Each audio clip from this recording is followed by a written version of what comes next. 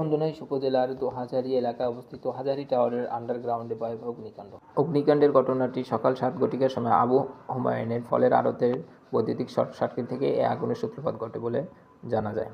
আগুন নিয়ন্ত্রণে আনার জন্য ফায়ার সার্ভিসের 4টি ইউনিট একত্রে কাজ করে।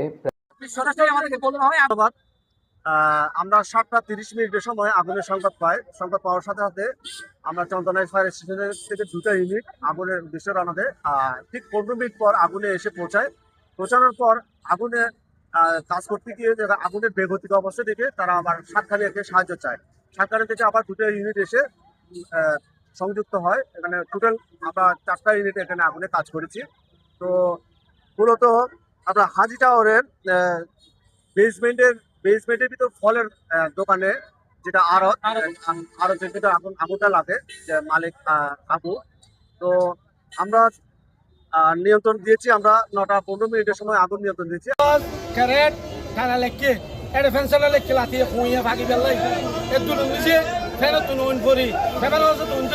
ক্ষতিগ্রস্ত ব্যবসায়ীরা জানান যে তাদের প্রায় 20 লক্ষ টাকার মতো ক্ষতি হয়।